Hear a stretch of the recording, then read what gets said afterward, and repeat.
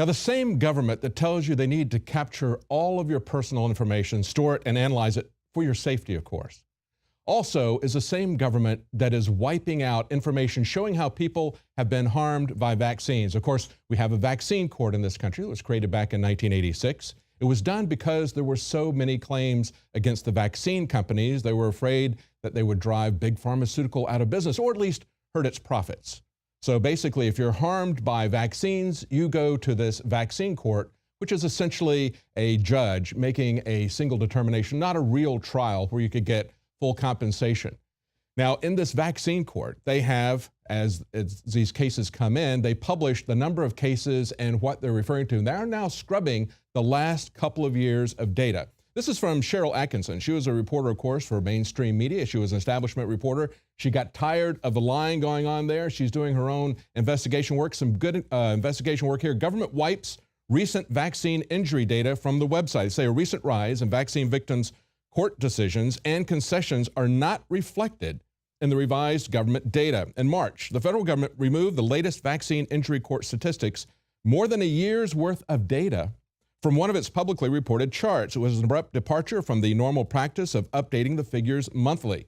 Wiping the latest data means the adjudication chart on a government website no longer reflects the recent sharp rise in court victories for plaintiffs who claim the children were seriously injured or killed by the vaccines. She says since January of 2014, twice as many victims have won court decisions than in the previous 8 years combined. Let me repeat that. Twice as many victims have won court decisions since January of 2014 than in the previous 8 years combined. So we have a judge that ruled the evidence showed that vaccines are more likely than not cause the plaintiff's injuries. That's when they win the case. She says also on the rise is a number of vaccine injury cases that the government has conceded. That is up 55% in just over a year. And as you start to look at these charts, it is really amazing. They've scrubbed essentially this rapid rise in injuries has been scrubbed. And of course, they say that's to maintain compatibility and with consistency with the CDC figures. Well, why don't the CDC figures report the data accurately, we could ask.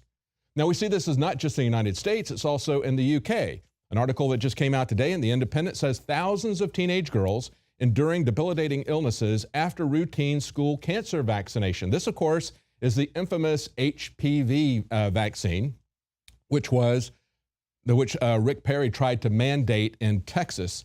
They say when Karen Riles was asked to sign a consent form, they actually have consent forms in the UK. That's what they don't want us to have here. We still do have informed consent, and they still have it in the UK. That's what they're trying to remove. And you need to ask yourself why we would have our informed consent removed. Why would they remove years' worth of data that shows a rapid rise in the number of people who are injured by these vaccines?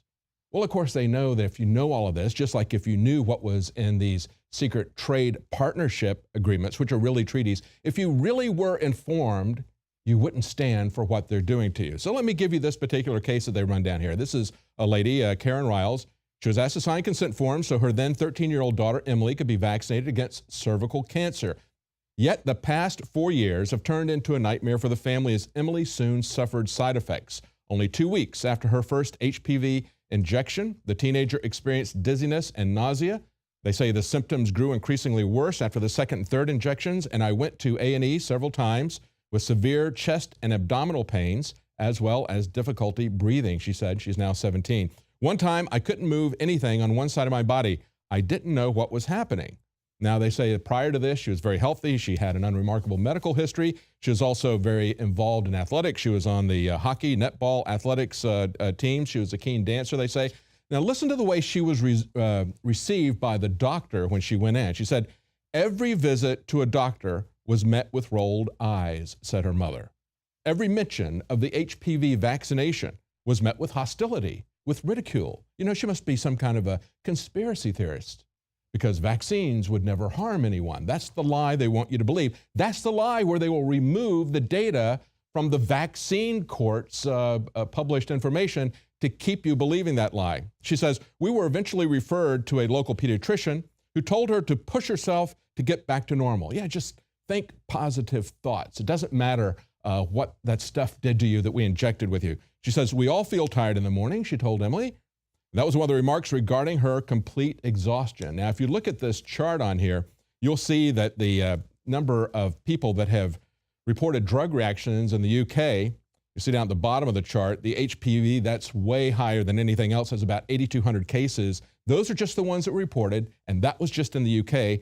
Following that closely is influenza virus, about 3,000 there, and about 1,600 of the mumps vaccine, the measles, mumps, and rubella, the MMR, the one that we have to mandate now all over the country. Remember, because we had a couple of people, they tell us, got measles in Disneyland. That's why we have to take away informed consent. But of course, that's the third highest damaging vaccine per the statistics out of the UK. Now, just as they want to force dangerous, ineffective medications on you that are very profitable, they also want to withhold things that are safe and effective but don't make any money for them, like medical marijuana. Fortunately, in Texas, we do have a medical marijuana bill. It's not much, but it is a big step in the right direction. Article up on Infowars.com, Texas marijuana legalization 2015, cannabis oil to be allowed for epilepsy treatment, says Governor Abbott. They say that he said on Sunday, yesterday, that he will sign a bill that will legalize cannabis oil as a treatment for epilepsy. Now, this is a very, very narrow scope. Only for epilepsy, and only if you've got a doctor's prescription.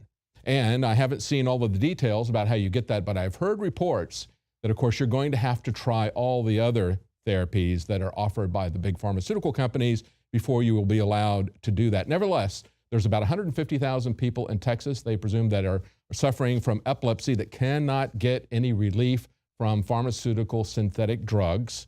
And so they are going to graciously allow them to do this. But this brings up a key question. If you have to have a prescription written by a physician, how are you going to get that, considering the fact that it is against federal law for the physicians to prescribe this? They say Senate Bill 339 does not legalize marijuana for recreational and medical use, rather specifies the single use of cannabis oil. Now, here is a key point. Of course, marijuana is a Schedule I drug, which says that there is no medical use for that drug, and it is highly addictive. That's why 80% of the people in our prison population, our drug prison population, and that is huge. We have more people per capita by far than any other country in the world, far more than any other country in history, and 80% of the people that are there for drug charges are there for marijuana, maintaining the fact that it is a Schedule I drug, which it clearly isn't. They have just admitted here that it is effective for epilepsy. We know it's effective for glaucoma. We know it's effective for some other things. So they're maintaining this lie that it is a Schedule I drug while allowing it for one single thing. And so you have to ask, if they would have compassion for that one disease, why wouldn't they take David Simpson's approach, a Texas legislator who offered a bill that would essentially remove marijuana from the Texas legal code? It is a natural substance. The government should not be regulating it, and the federal government has absolutely no constitutional authority to do that. That's why they created a separate amendment for alcohol. That's why we have two of those amendments in there. Now, in another related story, of course, we learned over the weekend that Joe Biden's son, Beau Biden, contracted brain cancer suddenly and died over a very short period of time. A very sad story, and it's even sadder, I think, when we look at what we know about medical marijuana and about Joe Biden's role in keeping it off of the market, keeping it away from patients. We learned back in November, yet another study came out that marijuana kills brain cancer cells. The active molecules in cannabis kill brain cancer, says yet another study. Scientists using an extract of whole plant marijuana, rich in pot's main psychoactive ingredient, THC, as well as CBD, showed dramatic reductions in tumor volumes of a type of brain cancer. And they say marijuana kills cancer in proportion to its dose and duration of treatment, researchers found. And they found that whole plant cannabis that was rich in THC was more efficacious than pure lab-grade THC alone. Now, think about that. And then think about that in February of last year, Joe Biden came out and bragged about how he was the guy who gave us drug czars. How, in spite of the fact that They had just had an election in D.C. saying they were going to legalize marijuana. He was going to hold hard against that. Here's some of the quotes that Joe Biden said about how he approached marijuana. He said in the Senate, Biden was, this is from Time magazine, Biden was on the forefront of the Democrat Party's war on crime, he said. It's a war of drugs.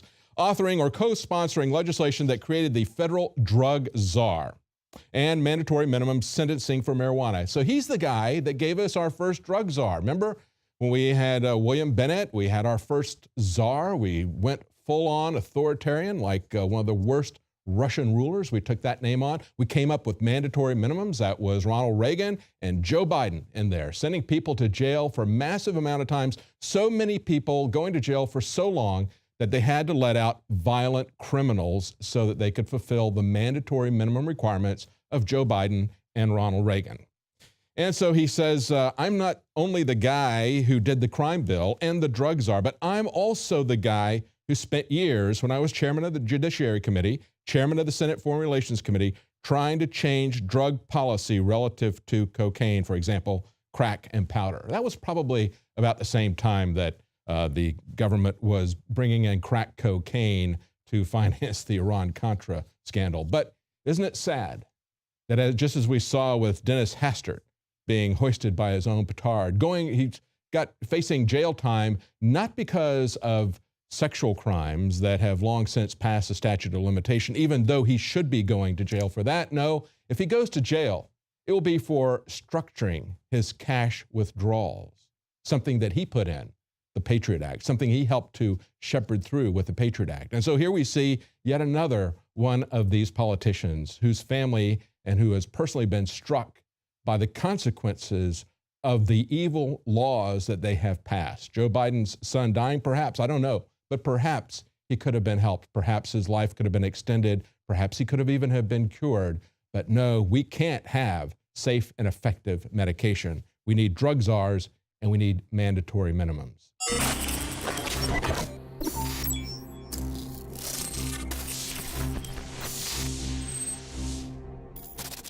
I began to get into iodine a few years ago because it was helping me and my family so much get healthy and detoxify. I believe our research is conclusive. This is the best iodine out there. And I know this for a fact. Nobody else has got iodine based on these pure crystals, ladies and gentlemen. For a limited time, experience the ancient power of Survival Shield X2. Take advantage of this unprecedented 30% off Super Detox Special at InfoWarsLife.com. They have, as these cases come in, they publish the number of cases and what they're referring to. And they are now scrubbing the last couple of years of data. This is from Cheryl Atkinson. She was a reporter, of course, for mainstream media. She was an establishment reporter. She got tired of the lying going on there. She's doing her own investigation work, some good investigation work here. Government wipes recent vaccine injury data from the web. It was done because there were so many claims against the vaccine companies. They were afraid that they would drive big pharmaceutical out of business, or at least hurt its profits. So basically, if you're harmed by vaccines, you go to this vaccine court, which is essentially a judge making a single determination, not a real trial where you could get full compensation. Now, in this vaccine court, I say a recent rise in vaccine victims' court decisions and concessions are not reflected in the revised government data. In March, the federal government removed the latest vaccine injury court statistics, more than a year's worth of data, from one of its publicly reported charts. It was an abrupt departure from the normal practice of updating the figures monthly. Wiping the latest data means the adjudication chart.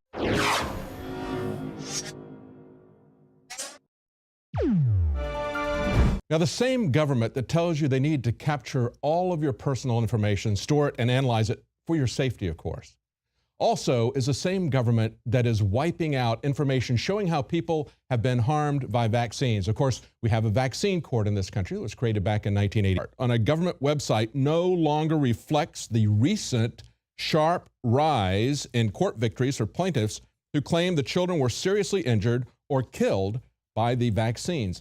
She says since January of 2014, twice as many victims have won court decisions than in the previous 8 years combined. Let me repeat that. Twice as many victims have